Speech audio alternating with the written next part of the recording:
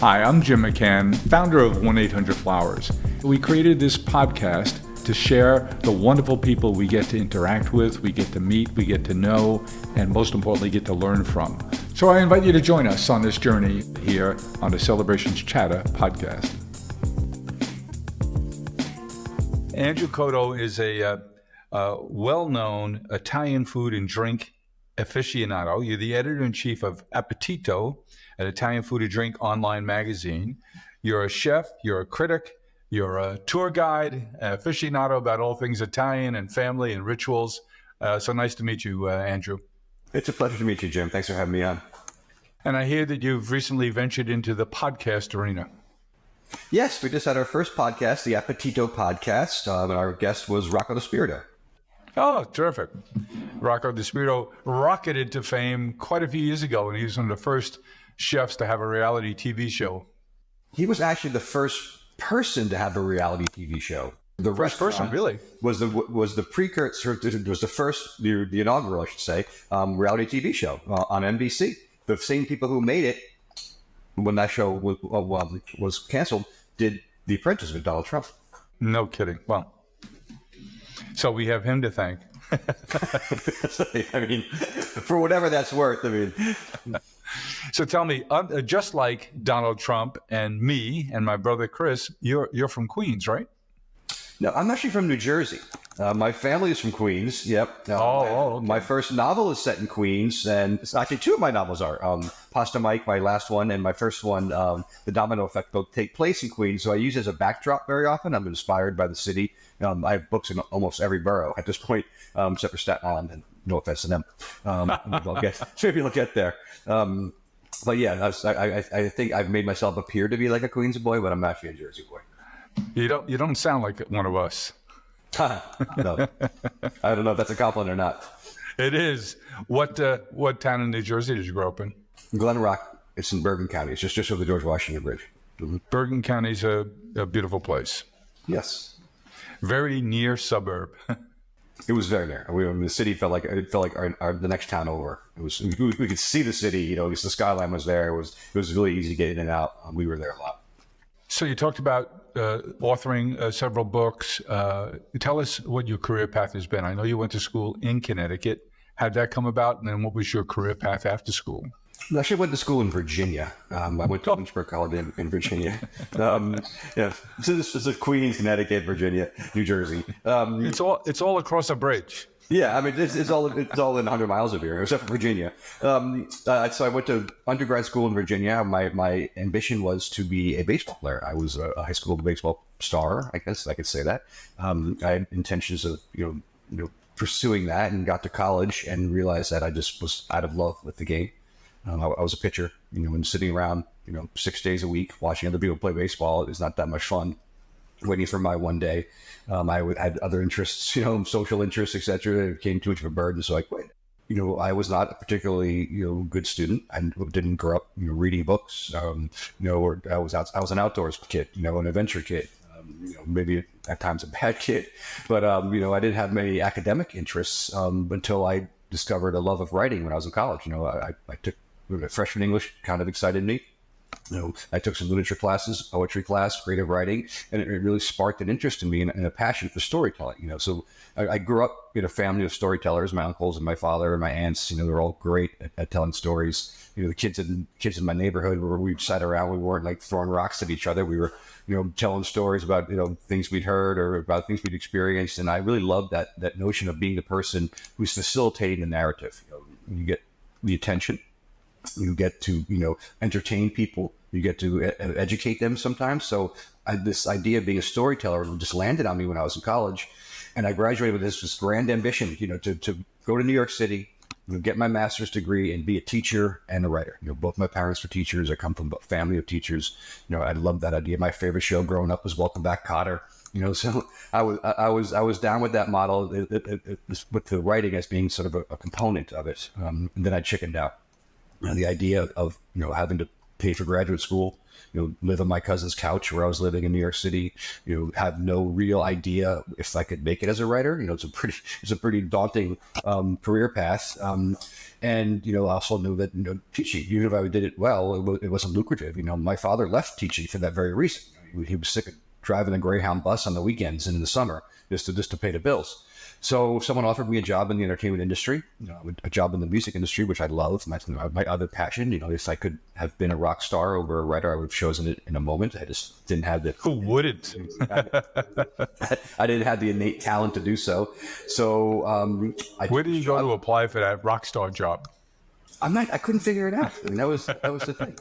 I think if you apply in your basement growing up, 6 hours a day practicing every day, I didn't have that in me either. So I took this job, and it was a wonderful job. I traveled around the country and around the world a little bit. I was entertaining people a lot, out at the great New York City restaurants. So I was really getting immersed in the food scene of New York City because I knew the food scene. I grew up in a family of we're Italians, of course. But my family in particular, I think, had a real knack for entertaining and for really, gourmet Italian-American food. Did you have family that came from Italy? Yes, my grandparents on both sides of my family are Italian. So I'm a second generation, 100% Italian-American. You grew up speaking Italian? No, it's not uncommon in my generation, in my parents' generation, for those who immigrated to not want to speak Italian. They wanted their kids and their grandkids to be Americans. There's also that issue of the discrimination Italian immigrants faced when they arrived here. It's not particularly well known. But if you check out the movie Cabrini that just came out, you'd have a better idea. Italian Americans were fiercely discriminated against. So language was a way for them to sort of, break down that pattern of bias. So they were adamant about it. My grandfather did not speak English.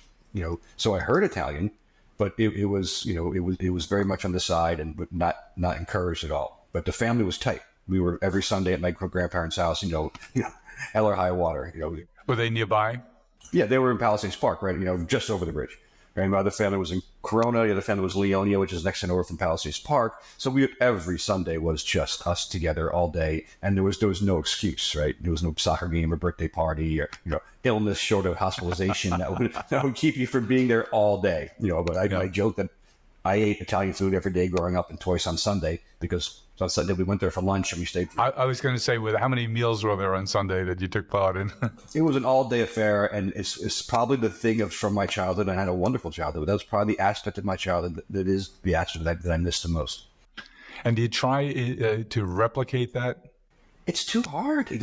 Everybody. Well, we can talk about it a little bit. I know that it's one of the things that I want to love to get to because I want to try and do it now. But it's been too hard growing up. Everybody's families are so spread apart. So that obligation of having to be there is no longer valid because they live in Kentucky or they live in Boston or they live in Maryland. So like that disbursement of the family, I guess probably with my parents' generation and somewhat in mine, really makes it difficult. I have kids and they have cousins. And they're not nearly, they don't see each other as much as I saw my cousins growing up. And that bothers me. Yeah, we work hard in my family. I have grandchildren, 3 grown kids, and each of them have kids. And we work hard to make sure the cousins get to see one another. We're very lucky. They all live nearby. Within, 10 minutes is the long trip, 1 walking distance. And we work as a family to make sure we get together. We had my wife had a birthday last week, and my grandson has a birthday today, and so my son and his wife entertained the whole family at their house on Sunday for the birthdays. My wife and my grandson, and it's good that I see my kids are into that too, to making sure the whole family gets together and.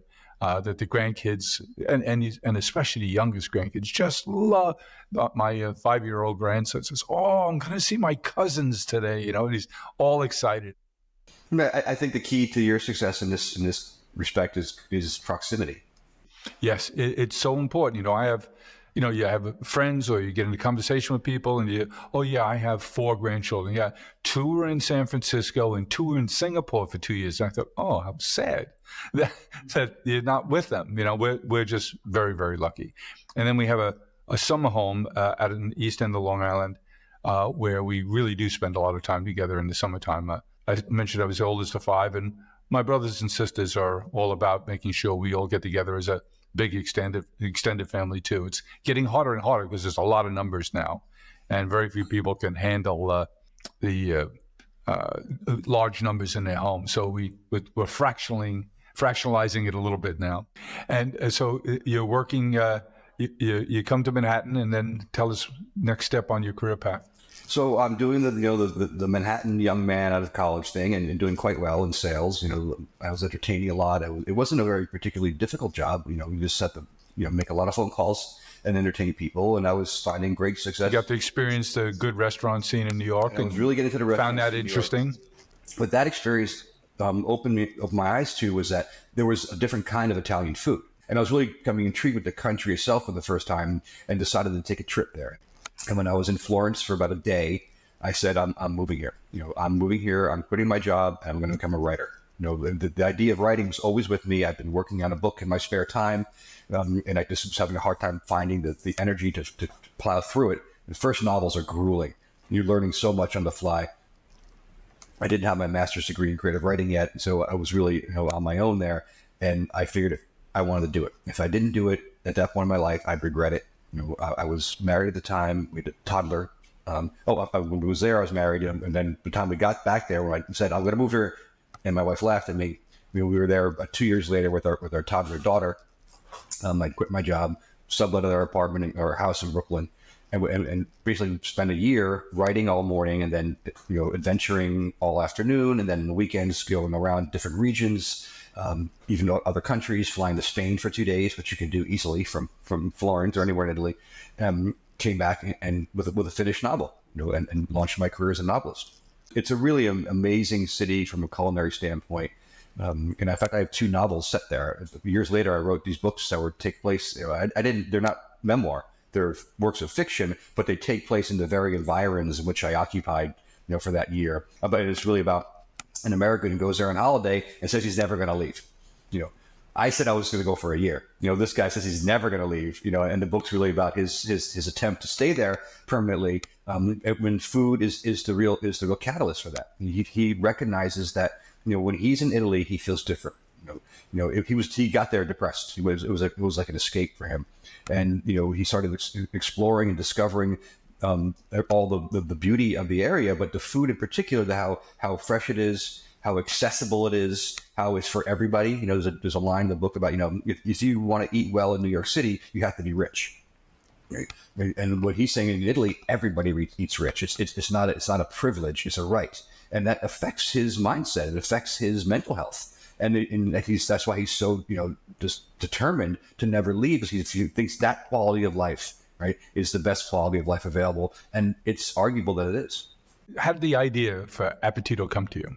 This is an evolution of your living there. You always love the culture, the rituals, the food, the lifestyle, and so we ought to chronicle our interest and create a magazine. But you say, well, let's skip ahead when we see what's happening to the print publications everywhere else.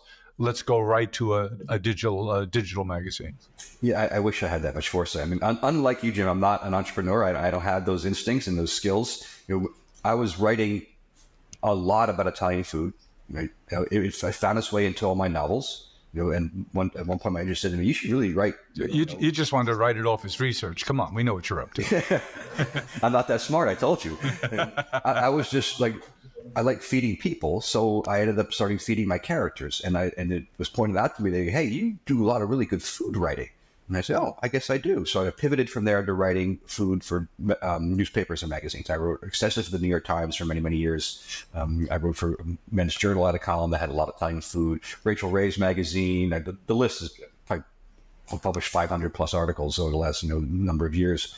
But they started veering closer and closer to being almost entirely about Italian food. So I found myself writing extensively for La Cucina Italiana, which is the Bible of Italian food magazines in Italy. They had a USA operation. They folded that operation during the pandemic for some reason, some decision out of Milano. And I said, fine, I'll take my stories elsewhere, and I was having a really hard time finding publications who wanted to print stories about Italian food in general, in particular the people behind the food, which is really my focus. They were really interested in more progressive cuisines and chefs from different parts of the world with different backgrounds, and etc. And there just wasn't room for what I believe to be, and I'm not alone in this belief, the most popular food in the world. So I went to the person who was my managing editor at Legacies Italiana, a guy named Richard Martin, a publishing veteran, and said, "There's a void here, right? There's not a single publication dedicated exclusively to Italian food in America, and people want that publication." We brainstormed for a while, and we came up and we launched it together. Last June would probably be our official launch date. So in Appetito Magazine, besides the food, are you talking about your youth experiences, your own family experiences, your own adult travel experiences? Because so much of what you seem to be interested in is the gathering around the table, what that means beyond the food. Yes, you're an expert on the food, and it's the centerpiece, literally and figuratively, of the table. But it seems to me those connections, those family situations, that dialogue seems to be equally important to you. We promote that a lot in the magazine. I've shared my own personal experiences. I mean, my favorite kind of journalistic writing is personal essays. I love saying I wrote about how I went to Italy, how I got there. I write about the things I did when I was there. I write about the experiences I have here in New York, with food, and I talk a lot about the way it affects my well-being. The personal experience about this really does have an impact, on how I feel. And then these are tough times, the pandemic was really an eye opener for me. I was probably 90% committed to Italian food in my career. And then the pandemic really pushed me over the edge because, I think it saved me. I was eating really healthy. I was doing Facebook Live presentations. I'd read passages from my books and then cook the things that I made. And they were really popular. People were saying, I look forward to this every single week. I look forward to every, so it was really inspiring me to sort of get my face out.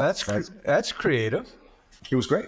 I did a TV show called Dinner with Andrew, where my friend who was a creative director would come in and film me making things. It's on my YouTube channel. So I really got, this idea of not just, sharing recipes, I think that's valuable, but really entertaining people and educating them about Italian food and being a public face. I've been on TV quite a few times here in New York, particularly with Andrew Cotto. I'll be on WPIX, the Channel 11 next week. Really being out front with this. Talking about not just the rituals and the enjoyment, but the benefits. Because they're immense. We put our heart into everything we do. We are farmers, bakers, florists, and makers who grow and create with a passion. Made with love at every step of the way. Because at the end of the day, we know you're sending more than a gift. 1-800-Flowers, share with love. What are you enjoying most about this whole experience? The community. I'm out 3 nights a week if I want. I'm trying to pare that back a little bit because I'm burning out. But there's a really great Italian food community in New York and around the country. The people are just so enthusiastic. All our contributors, the restaurants that we work with, the chefs we meet, the PR people who put us in touch with them. It's a really beautiful community. I was at a party last night at Sette Pani Ristorante in Harlem. The Sette Pani family has a bakery in Williamsburg and a restaurant in Harlem. Oh, beautiful family. We joke that I'm Andrew Cotto. I'm part of the family. And they had a party for Anna Francese Gass, who has a new cookbook out. And it was just a beautiful scene. She was lovely and kind and welcoming, and everybody there was happy. It's very validating to be surrounded by people. The PR people I work with, a lot of them are my personal friends. I just went to one of the baby showers. People like Ciro Iovine I was telling about. There's a real joy in people who are in the Italian food community, that really drives me, and it gives me great pleasure. I did a presentation at the Columbus Citizens Federation off Central Park East. So who's the actor that had the show on CNN going around Italy eating all that good food? Stanley Tucci. Stanley Tucci. I mean, he had your job. Yeah, I want his job. The show was canceled by CNN, but Nat Geo just picked it up. Oh, is that right? Yeah, I'm glad because it did a lot for people. It it's fun to see the food being prepared and, and enjoyed, but they go behind the scenes a lot. And they also, help educate Americans about the different regions of Italy. A lot of Americans are sort of somewhat ignorant to the fact that Italy has 20 distinct regions. Each one's kind of like their own country in many ways, with distinct cuisine, and every single one of them is spectacular. From the south, right, to the very north, they're all really amazing regions. I love the idea of getting Americans to go beyond the Venice, Florence, Rome, Naples sort of track. Andrew, let's go back to another region, the region of New Jersey, and tell me about growing up. You had a great friend. Your moms were both very close, and you were born within a short time of one another. Tell me about Mike. So that work you're referring to is it's a novella called Pasta Mike, and it's actually, yeah, there it is. I have mine right here too. It's actually a work of fiction because I just didn't have the heart to do a memoir. But Mike was my best friend. We were baptized together. Our mothers, as you mentioned, were pregnant at the same time. They were neighbors. This little sequestered little neighborhood, and we grew up in each other's skin. I mean, I saw him every day of my life. It was the first thing I did every day was get up, go to his house, or he was coming to my house. Whoever got there first. We spent all day together. We went through our rites of passage together. He was the best man at my wedding. We remained that close through our entire lives. And we were in our early 40s. He was diagnosed with leukemia. And Mike was huge. He was bigger. He was a larger than life figure. He was a law enforcement officer, just like his father was a New York City cop. He was 6 foot, 240, all muscle. Irish, handsome, beautiful kid, huge, the biggest heart. That was the biggest part of him. I always say, like, I was trying to describe him in a nutshell is that he was the most popular guy at the party, but he was also the nicest guy at the party. Who had this instinct to say, now this person is not feeling welcome. I'm going to make him feel welcome. It was like his job. So when he was diagnosed, it was devastating. It still bothers me every single day of my life. And then when he passed, it set me off the rails pretty bad. And I felt like I felt like obliged to write a story about that experience because I know how hard it is for men to talk about their friends. We're supposed to keep our friends close, but not just tell them that we love them. Mike said he loved me every time he saw me. And I wanted to sort of, explore the importance of friendships for male, and B, also understand, that mental health is an issue that affects men, predominantly around that age. You start losing your vitality a little bit, and you're probably more vulnerable to trauma. This is a pretty big trauma, so it was hard for me to sort of get my head around doing it because the wounds were still so fresh, many years.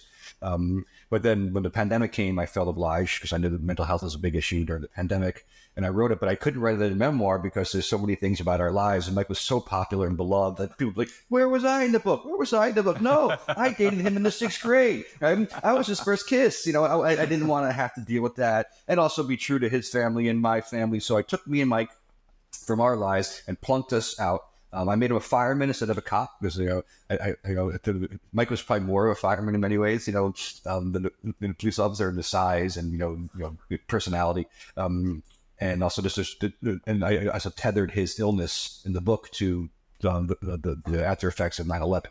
I wanted to remind people of what firefighters went through that day and are going through still with all the residual effects of that. So, but everything else about it, I didn't change our names. I'm Andy Cotto, he's Mike O'Shea, right? And the friendship was absolutely right to the point. And it was therapeutic in many ways. It was also grueling. I mean, I cried every day. I was writing it. I just couldn't. Every scene, every memory of him was jarring, but I just felt compelled to tell his story too. I wanted to leave a legacy about him for his children, who he has 3. 2 of them were pretty young when he passed. Most a little bit more of an adolescent. But I also wanted them to be able to say to their friends, like, "This is my dad." The hand of the book. Say, "You never met my dad." What a gift he gave them. Oh, it was the least I could do. They're a beautiful family, and they this loss I know was brutal for me. I couldn't imagine being his siblings or which he had plenty of course, as he was Irish. And his wife and kids. So I wanted to give like a legacy present to them and, let it live forever as he deserves to. Andrew, you talked about the gift you had of the friendship with Mike from your whole life.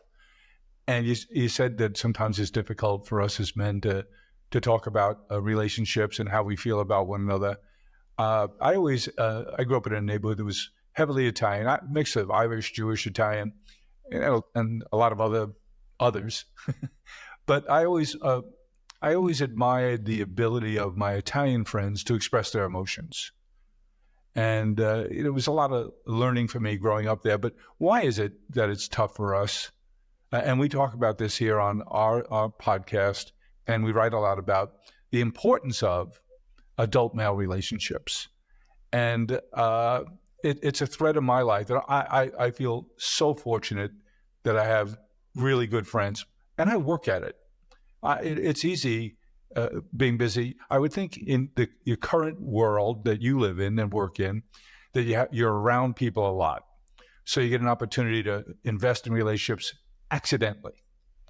But depending on the work you do, where you live, sometimes you really have to work. And I'm finding as I get older, my wife and I have talked several times about, maybe often, about the need to be mindful of investing in and maintaining relationships with people you want to be with.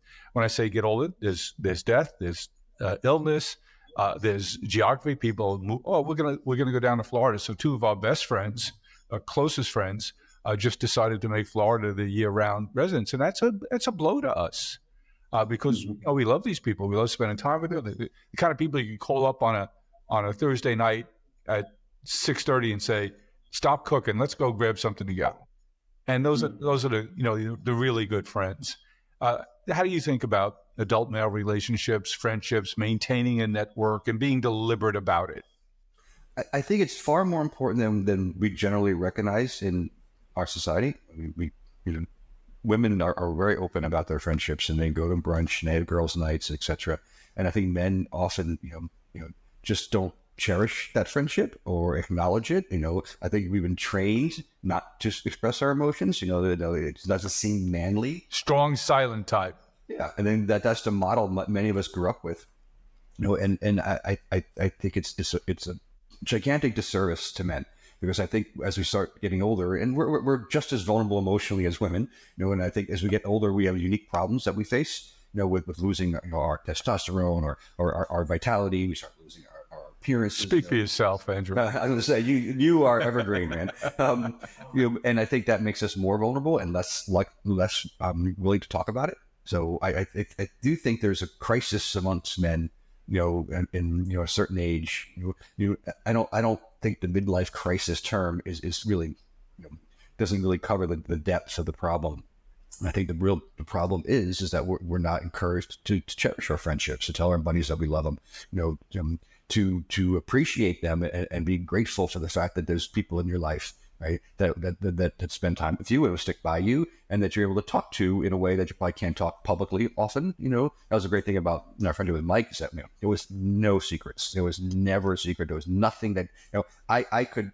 You knew he really knew you, and vice versa. I could do something horrible, and he'd be the first person I tell. And I must admit, one of the hardest parts about not having around anymore is I often think I got to tell Mike. Not that I'm doing horrible things. I'm not just saying anything, even when good things happen. Not that many. Yeah, I'm not that many. Also to celebrate with. When something good happens, how often do you pick up the phone and be like, "Hey, I just closed a big deal," or I just shot 79 at Liger Heights. Like sharing the joy of our lives. I think it's harder for men to do. And the conversation I had with my sons recently, golf is that for us.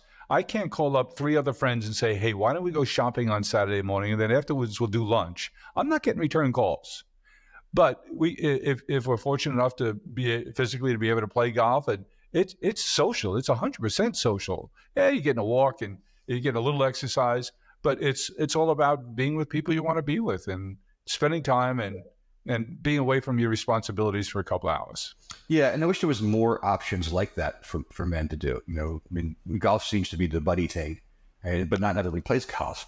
Right? So I think there'd be something valuable and really encouraging men, to do the brunch thing. We don't know to call it brunch. Do go steak night or whatever you want to do, right? Sports obviously rallies men around each other a lot. I just don't think that it's given enough attention, and I think that's to our harm, society's harm. Andrew, let me round it out by asking you about the role that faith has or does play in your life. You mentioned that you and Mike were baptized in the same day. What role is religion and faith played in your life? My feeling about it is I have great faith in humanity. I don't necessarily ascribe to any particular belief, but I'm open to it. But my faith lies in the fact that I really believe in human beings. I think we are capable of immense accomplishment, of immense compassion. I do believe that, like many Catholics do, that that love is a conquering force.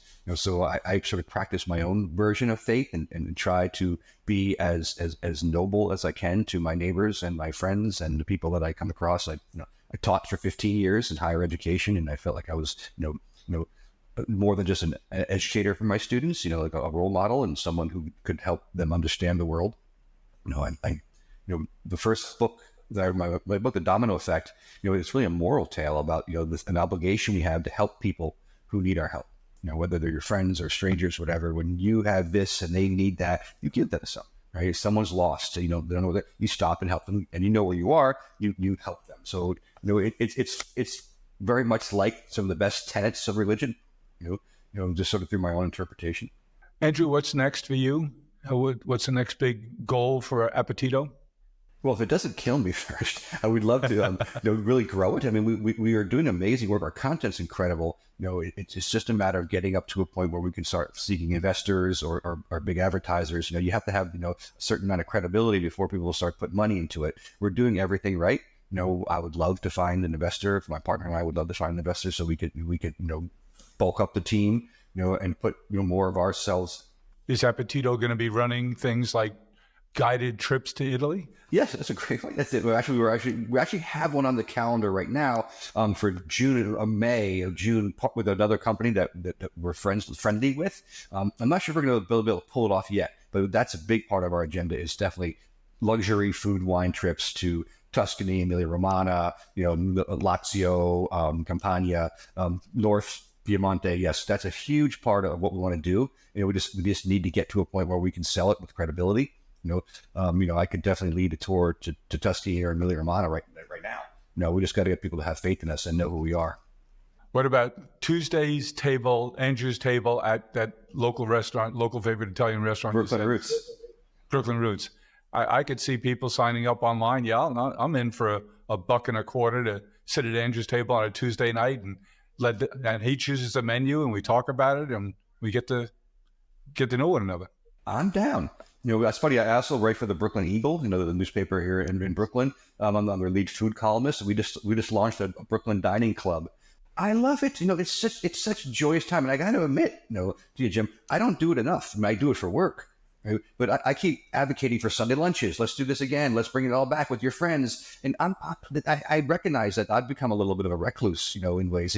I think there is a pandemic of loneliness in this country right now. A lot of people are still sort of shaking off the dust from the pandemic or the wounds, whatever you want to call it, and are reluctant to be social. And I keep advocating for people to get together and eat around the table. And I myself haven't done it that much. So, I live alone. I work at home. I should be out, with friends and family much more often. So hopefully me saying it out loud, will help me, sort of shake my doldrums. So if our listeners are interested in learning more about you and the work you're doing at Appetito, they can just come to appetito.com, come to the site, and on the front page bulletin board, they can see where Andrew's hosting something and be able to decide if they want to come along and get to see you in person. Well, that's the problem of having dual careers or multiple careers. I'm also the editor-in-chief of Italian America magazine, the Sons of Italy magazine. So I have 3 jobs. No kidding. Yeah, it's a great magazine. So if you go to appetitomagazine.com, you can see all the content we're putting up. If you want to come to one of the dinners that I'm hosting, that's at the Brooklyn Eagle. They have a newsletter called Good Food that you can sign up for that I co-author every week with my partner Alice. And they can find out about the events there. They're on Eventbrite. So they're called the Brooklyn Dining Club. That's where they'd find them. And they're interested in anything more about me and my novels and my appearances. Of course, my website is andrewcotto.com. Well, andrewcotto.com. So nice to get to know you today. Have a wide-ranging conversation. You're a terrific guy, and you're filled with passion and talent too, obviously. And I love what you did with Pasta Mike and the tribute to him and the lesson you teach us all about the value of friendship and how to earn friendship and and invest in those relationships because, as you say, they're so important. Thanks, Andrew. It was a pleasure to talk to you. Thank you, Jim. It was my pleasure. Bye-bye. Go to 1-800-Flowers.com. Find the perfect gift. And wow the people you love. Wow. This is amazing. Whether you want to say happy birthday. So cute. Or I love you. I love you too. Thinking of you. Wow. Go to 1-800-Flowers.com. Celebrate the people you love. Well, I hope you enjoyed what you heard, and I know I'll be sharing it forward. I hope you get to as well. Let's keep the conversation going. Follow me along on Twitter at Jim1800Flowers and on LinkedIn at Jim McCann. Hope to talk to you soon.